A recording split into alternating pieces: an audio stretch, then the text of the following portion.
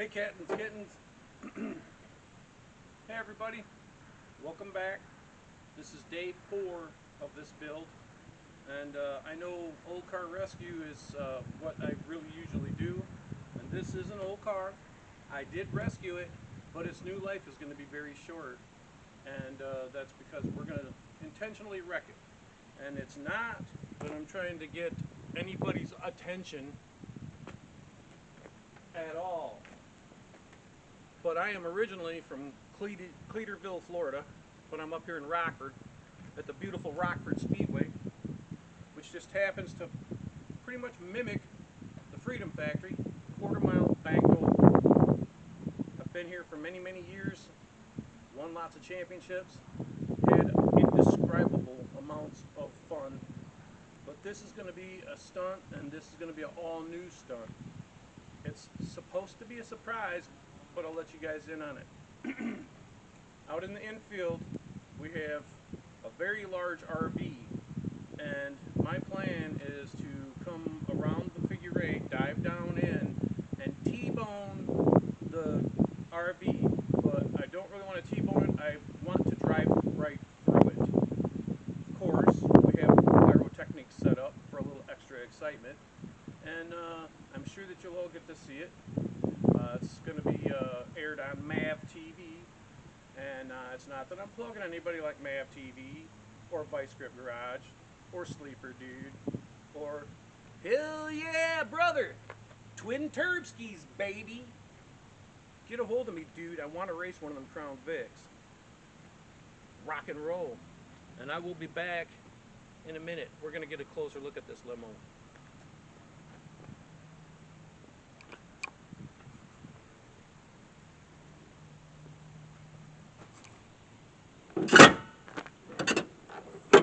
Just to see what we're dealing with, we got a 4.6 liter Interceptor motor, and it actually only has 370,000 miles on it, but it actually still runs pretty good.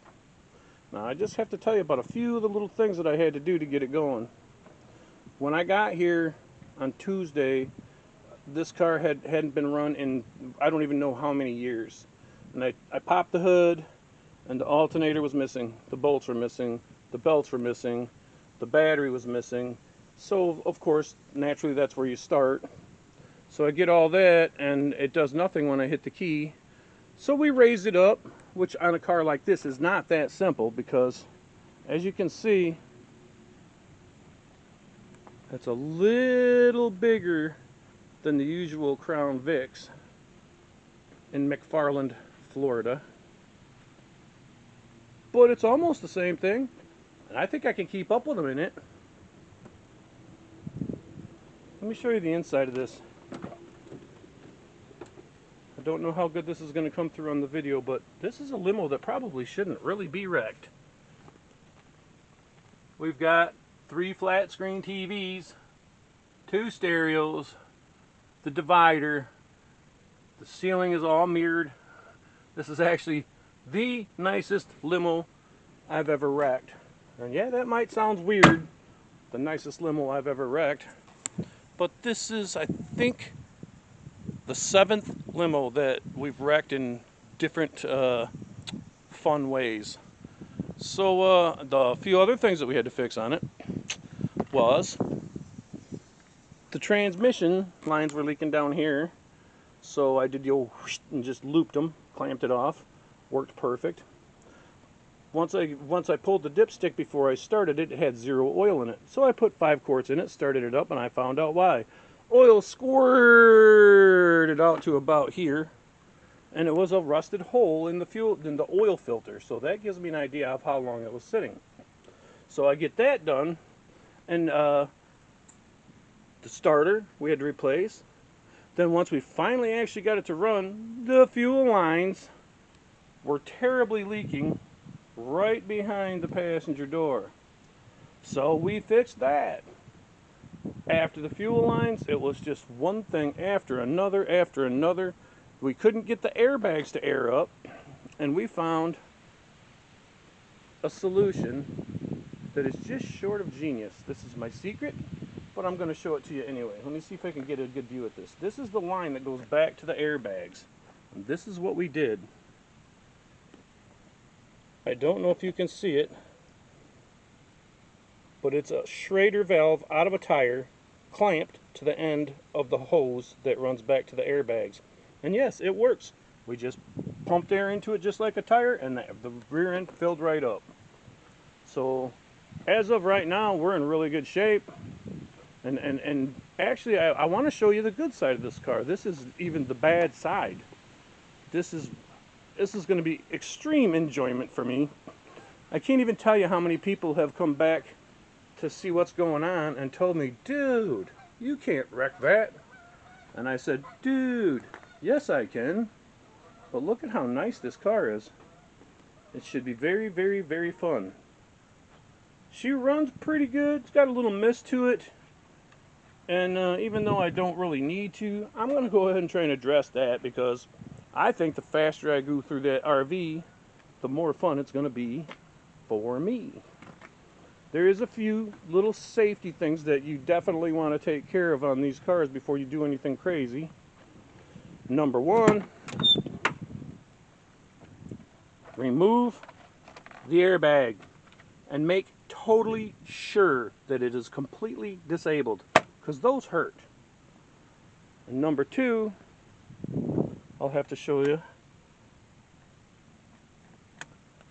Well, number two is these cars have what's called an inertia switch in the trunk, which when these cars get rear-ended or they hit a heavy bump, it senses it and it pops the switch that shuts the fuel pump down, the electric fuel pump.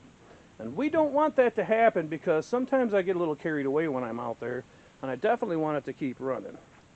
So that's right about where we're at right now. We're pretty much ready, and now it's pretty much time to start decorating the car.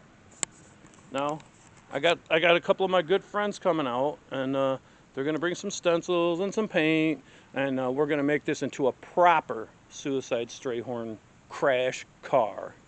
And like I said, we're here at the beautiful Rockford Speedway, and we're actually behind the scenes right now, and I'll show you around a little bit. It's actually pretty interesting.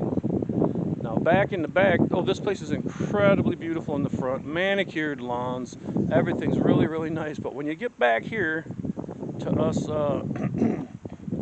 I don't know, I guess I've been a redneck since back when they called us hillbillies. So this is home to me. It makes me feel very comfortable. This right here is one of the buses that's going to be in the world's famous figure 8 bus race. And if you'll notice, every single one of them, well, not every one of them, but almost all of them are missing the fiberglass front ends. That's because that's the first thing that goes when you take the first shot. Always that fiberglass front end.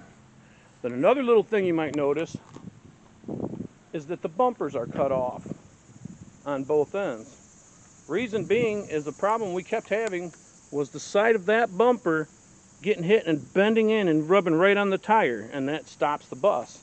So we found the cure for it, and that's it. Just whack that sucker right off. Down here, we have a whole bunch of cars that are prepared to be run over by the monster trucks, which is always one of my favorite things to do. Now you're back at the very, very back, and this is the shop. This is where all the real magic happens. All that cool stuff that you see happen on the track, it all comes from and it starts back here. And this is just like our private little honey hole of parts. Some people say we got a bunch of junk and a bunch of crap out here, but I'll tell you what, you'd be surprised how much of it that we use.